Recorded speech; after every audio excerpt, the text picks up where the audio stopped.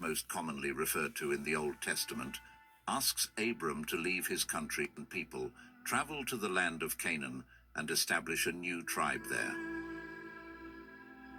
According to the Old Testament, at the age of 75, Abram heeds this call, setting out on this journey with his wife Sarai and his nephew Lot.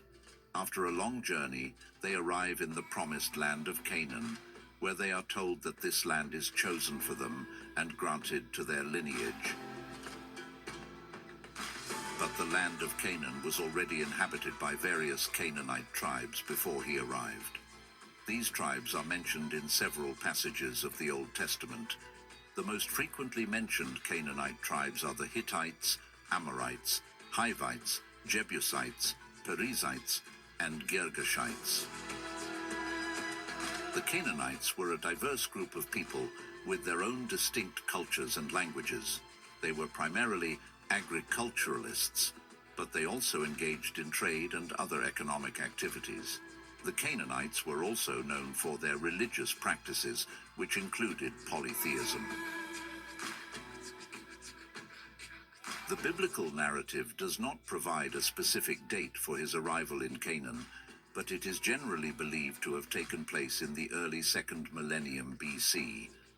The relationship between him and the Canaanites is complex and often fraught with tension.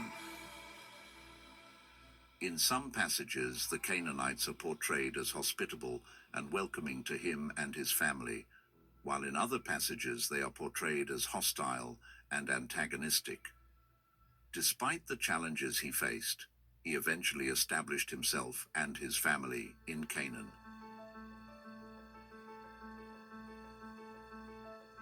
At the age of 99, Abram makes a covenant with the Lord, and his name is changed to Abraham. Abraham dies at the age of 175 and is buried in the cave of Machpelah near the city of Hebron, located in today's West Bank. Abraham had 2 sons. One was Isaac, and the other was Ishmael. Isaac is regarded as the ancestor of the Jews, while Ishmael is considered the ancestor of the Arabs. These brothers share the same father, but have different mothers. Isaac was born to Sarah, while Ishmael was born to Hagar.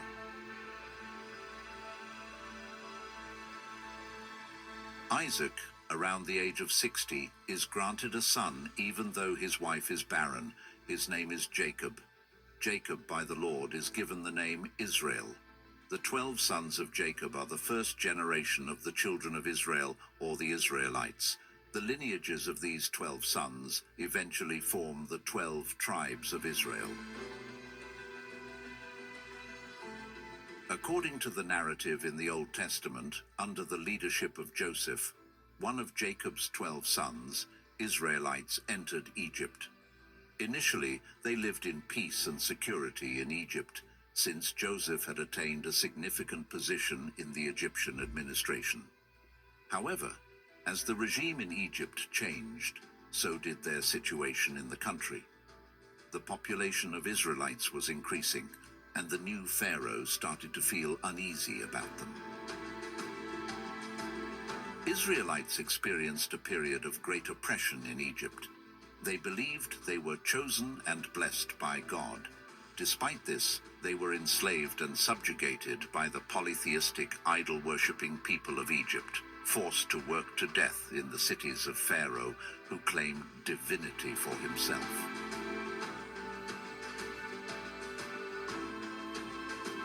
This continued until a savior sent by God arrived.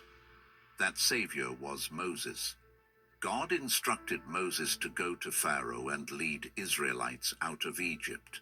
According to the Old Testament, the Israelites journeyed from Ramesses to Succoth. There were about 600,000 men on foot, besides women and children. They had stayed in Egypt for 430 years. The 10 Commandments were also revealed to Israelites through Moses. According to the Old Testament, the first of the 10 Commandments formed the foundation of Jewish belief. which is the oneness of God or monotheism. Jewish culture developed based on this divine command.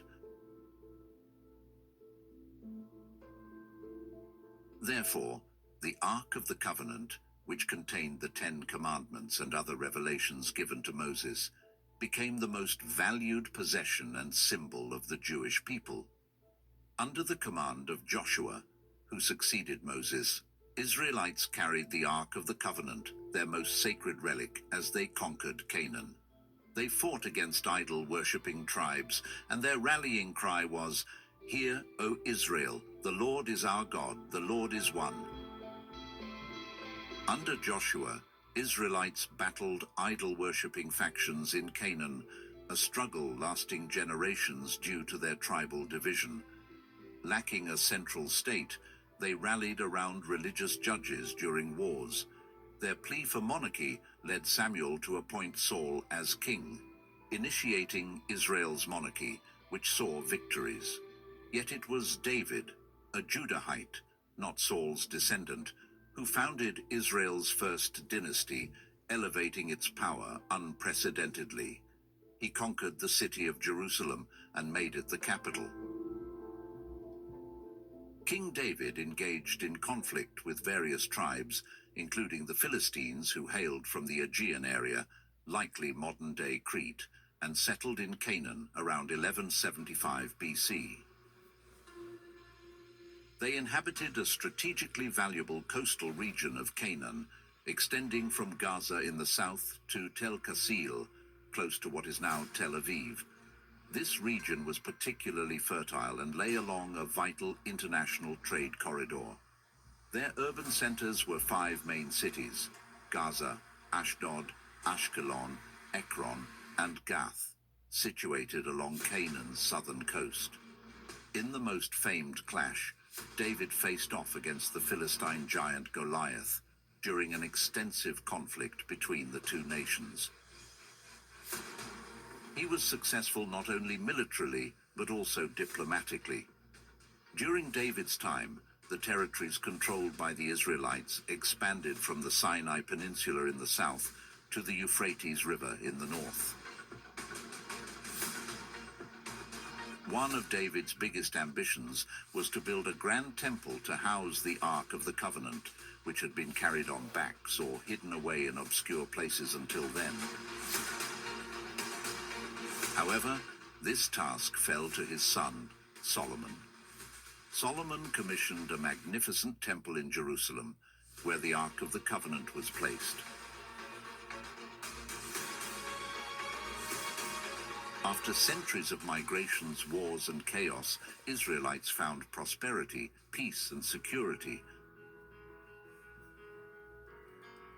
They would never again attain the peace and security they had during the reigns of David and Solomon. On the contrary, the nation would first be torn from within, then crushed by their enemies. Upon Solomon's death, his son Rehoboam ascended to the throne. However, Rehoboam's leadership was met with resistance, particularly due to his refusal to lighten the tax burden as demanded by Jeroboam and the people, leading to the division of the united monarchy into the northern kingdom of Israel and the southern kingdom of Judah around 931 BC.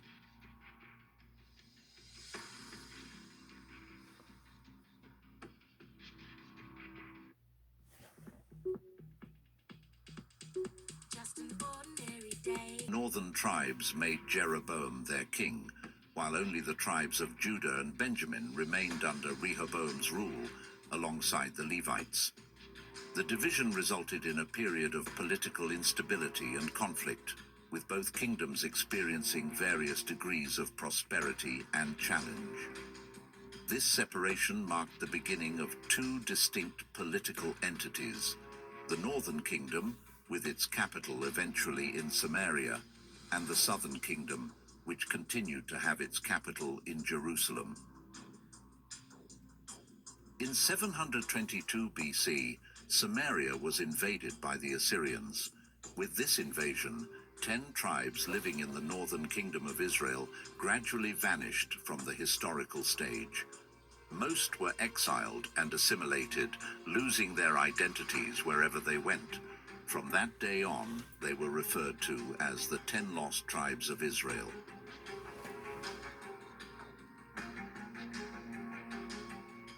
The southern kingdom of Judah invaded Jerusalem, overthrowing the kingdom of Judah. Jerusalem was razed to the ground, and more importantly, the temple built by Solomon was destroyed. Most Jews were enslaved and exiled to Babylon. This period of captivity lasted 50 years until the Persian conquest of Babylon. Cyrus the Great, the Persian king, issued a decree in 538 BC that allowed the Jewish exiles to return to Jerusalem and rebuild their temple, effectively granting them the status of a self-governing province within the Achaemenid Persian Empire. This strategy was designed to secure the loyalty of his new citizens by honoring their cultural and religious customs.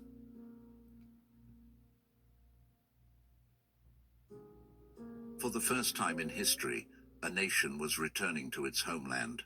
The recovery following the return took 70 years, culminating in 458 BC with the rise of Ezra, a priest. Ezra, along with his assistant Nehemiah, began rebuilding Solomon's temple, which had been in ruins for about 150 years. This marked the beginning of what is known in Jewish history as the Second Temple period. During most of this period, Jews lived under foreign rule. The only period of independence during the Second Temple period came with the Hasmonean kingdom, established following the Maccabean revolt, historically known as the Maccabean Uprising. The revolt, which erupted in 167 BC, was a Jewish rebellion against the Seleucid Empire and its Hellenistic influence, particularly under King Antiochus IV. Antiochus's imposition of foreign customs and religion, including a ban on Jewish practices and desecration of the temple, sparked widespread dissent. The revolt was catalyzed when Mattathias, a Jewish priest, refused to perform a pagan sacrifice and killed a fellow Jew who did so, as well as a Seleucid official. This act of defiance led to an open rebellion led by Mattathias and his sons, known as the Maccabees. The rebellion didn't just